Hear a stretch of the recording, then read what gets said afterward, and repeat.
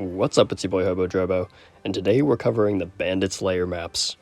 My approach for these maps is more simple than you may think. However, we're going to break down each map individually after I give you my initial thought process. And shout out to all of my opponents in these matches. It took a few days to get some of the footage, as well as going back to some of my old videos, so they all played well, and we had some decent outcomes, although these maps are really difficult to get good matches on. Which brings me to my first point. Whether you're in Stadium or in Arenas 7 through 9, it's important to know that the boosters are ruthless on these maps. Dealing with Bandit shields and a dragon in Wave 2 is very hard for any deck to deal with, because it's difficult to synergize your towers in the spots that you're allowed to place them in. This is why I like to use the Dwarven Artillery as well as the Musketeers. However, if you're in Stadium, you could get away with using the Royal Archers because they can be used on more maps. And these maps are brutal with boosters, and they're the worst when it comes to feeling like slot machines. Ironhide really should adjust this, but for now it's what we have to prepare for, so just keep that in mind when you're going into these matches. Most of them aren't going to feel fair. That's mainly all it is for my thought process. Pretty simple, although for new arena players specifically, use Hacksaw once you get him, because his Timber ability right here can be perfectly lined up with the Marauders. If you can time his ability with the Marauder, you can get insane value, oftentimes more than some of the other heroes in the game. But this is very much easier said than done, and so if you are able to get this value out of Hacksaw, it's going to help you a lot, and I'll show you an example. I'll throw a clip up here. So this is what the skill looks like, even though it's not against a Marauder, and that 80% chance to one-shot is huge against those tanky troops. Otherwise, use something like Deirdre, combine it with Arcane, or any other magic tower that you can level up nicely. I use Archmage, obviously, for my strategy, but you could use Mage Tower, and instead of using Dissipate for your win condition, you could use Enchantment. Putting magic resistant on all of those high HP troops will make it really difficult for your opponent to counter it, unless they have something like the Dwarven Artillery. But this is an easy tower to level up, so I figured I'd at least give my suggestion. Common cards are really good in Stadium as well as the arenas in general because you can level them up very easily. It's just a matter of if you're going to get that gold or not to actually be able to upgrade them. Otherwise, I also like using the Barbarians over something like the Archery Scouts because they have a nice balance of being able to hit air troops, but also being tanky and can do a lot of damage on the ground, which is going to be very useful when you have to deal with those high HP troops. Now, for Stadium players specifically, use what you're comfortable with. I like Barrisad, but Allura is also another good option. It really depends on what you like or what you have unlocked. And then I use this spell lineup, and honestly I think it's very crucial for this strategy. Although you could use something like Polymorph, maybe get rid of Icy Zone or Lightning, but the Icy Zone is so crucial for separating those ground troops from the air boosters that I almost cannot survive these maps without Icy Zone. And Icy Zone in this spell lineup is the only reason I use it in Stadium as well. This deck that I have for Stadium is basically catered to just countering these maps. Otherwise, none of the other maps in the arenas give me any trouble. So let's hop right into our first match. We'll start from top to bottom, starting in Arena 7, and then going to the maps in Arena 9. Starting with the Mudlands, I actually really like this layout, and I think it's probably the best map in the Bandit's Lair, although again, the boosters can still be very brutal, and so I always start with an Archmage at the bottom right, or whatever magic tower you have bottom right, and then I put my hero right in that initial choke point, and this is very important. I use Icy Zone, or I use Stun if it's a flying enemy first, and then I use the opposite spell, so in this case it's Stun, and then I use Lightning. And that combo right there is how I approach all of these maps. It's the most important thing for getting a lot of damage out early, and then you see I use Icy Zone again, and then I have another Archmage up, as well as an Artillery. And this was a Stadium match, so I was using Royal Archers. However, I did say I was going to start with Musketeers, and if you're in these arenas and not in Stadium, just use Musketeers, because that extra range is going to give you a lot of value. And I know Musketeers are difficult for some people to use because of how much they cost, but I'll get into that once we get into one of our other matches.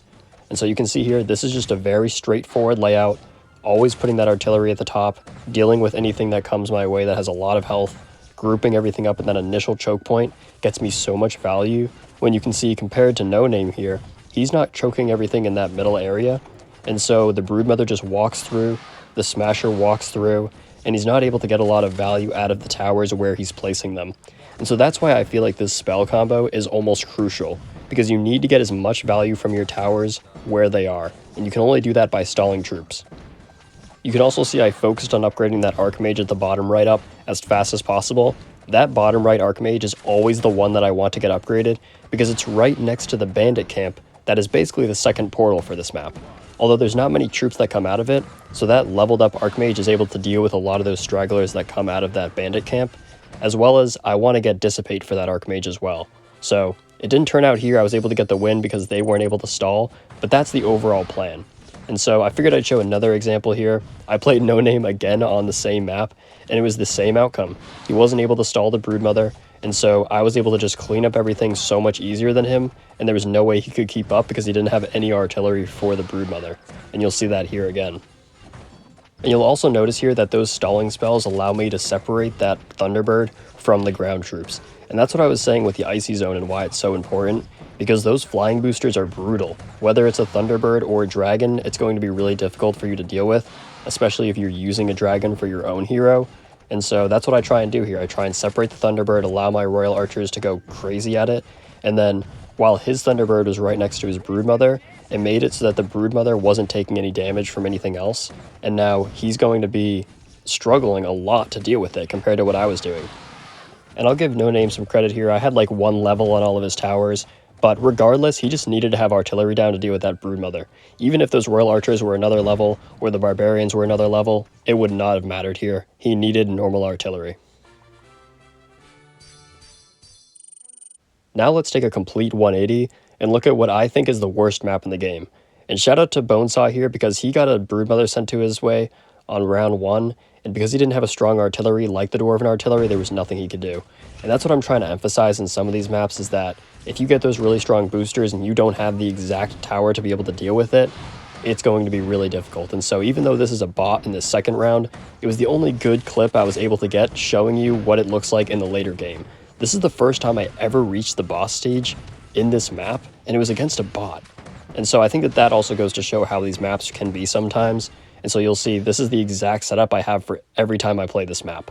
Just follow that layout, and it will be good, I promise you. And I'll go over what towers to prioritize upgrading, what skills to buy, in a minute here. So let's hop into Hushwood here, and this map is so annoying because if your opponent sends you boosters like the Bandit Gliders, which is what I have to deal with here, it's so annoying because I have to place down towers that I don't want to place down.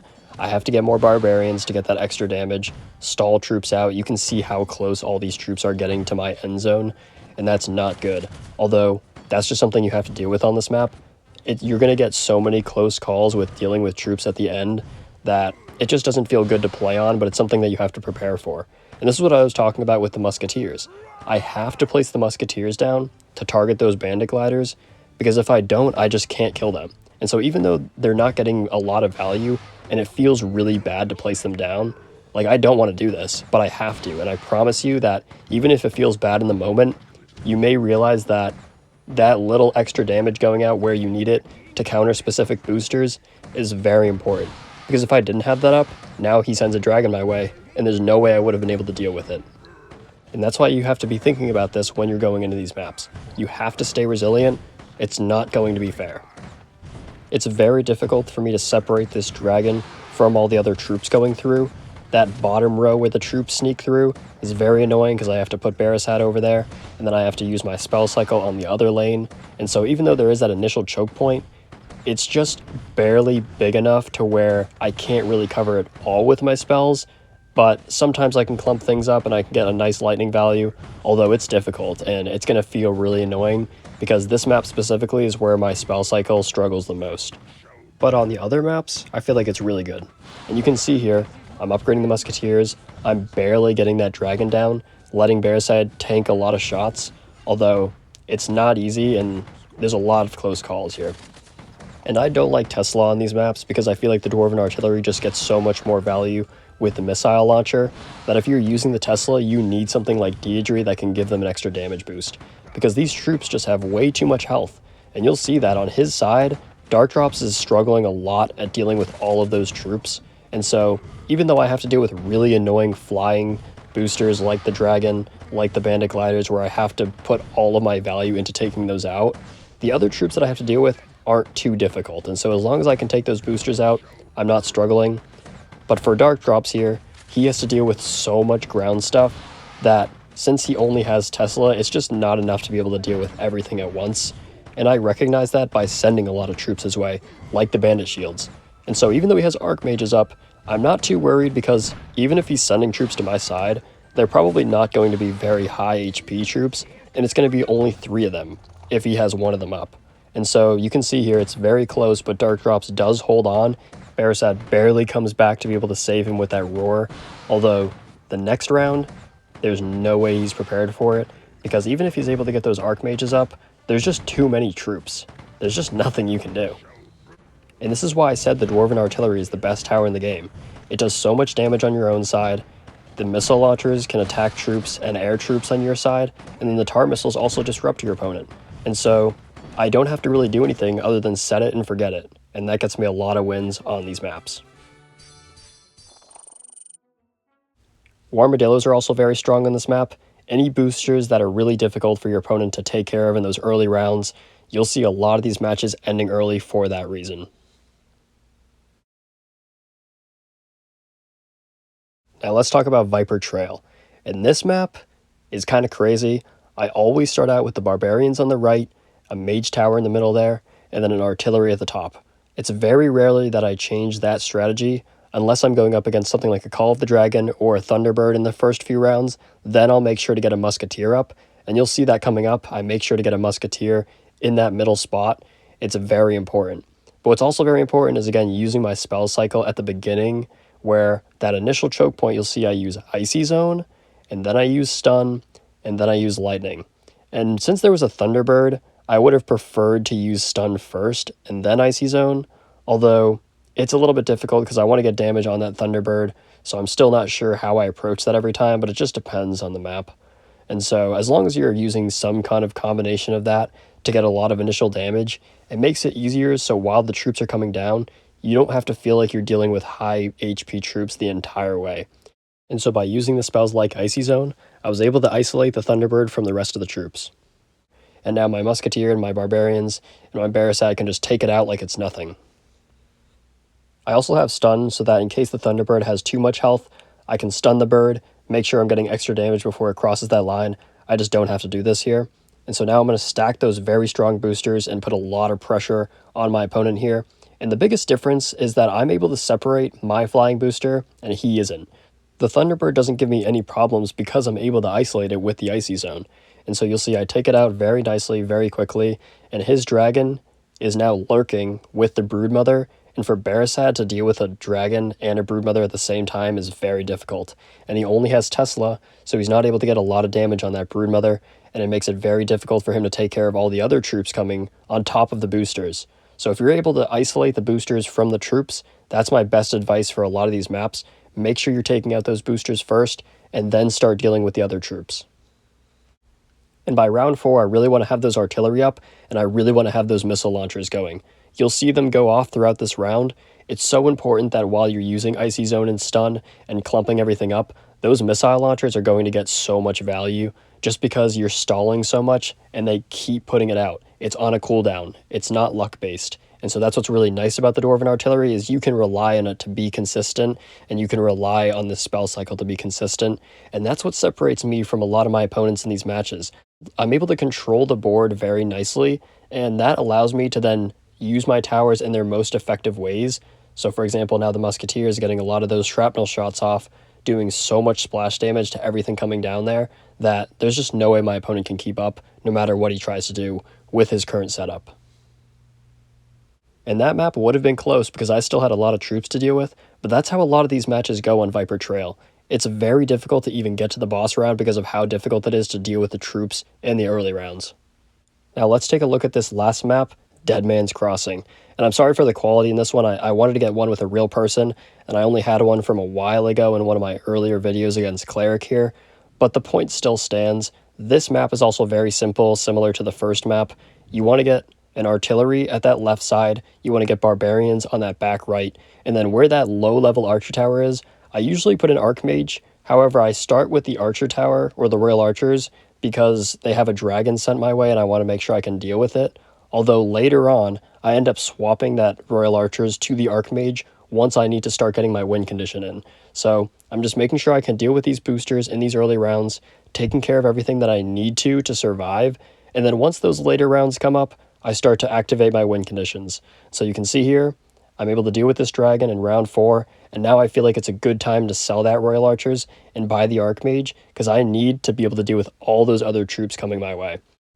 And so while Cleric did a really nice job of taking everything out on his board with those dwarfs, deactivating my towers with the skills, and then also disrupting me by having that Blizzard booster, I was able to survive, and I was able to win just because of my spell lineup by being able to stall that boss. And so that's where a lot of these matches can come down to, again, is just stalling. And I really don't like that because I don't feel like it's a very satisfying way to win. But in these matchups, sometimes that's what it takes. And these maps, since they're really difficult for a lot of people to deal with, that's my best advice. Especially if you're somebody who has level 8, level 7 cards, you're going to have to do whatever you can to scrap out wins against these higher level players. And this is the best way you're going to be able to do it. So to wrap it up, my main 3 tips are: use ranged towers in order to counter the natural weakness of these maps, isolate the flying boosters from the ground troops, making them easier to take out, and prioritize surviving in the early rounds. So that's just how I personally found success on these maps, but if you're struggling, don't beat yourself up, or if you have another way to counter these maps, leave it in the comments. Maybe it can help somebody out. Otherwise, good luck in your next battles, and I'll catch you in the next one. Peace out.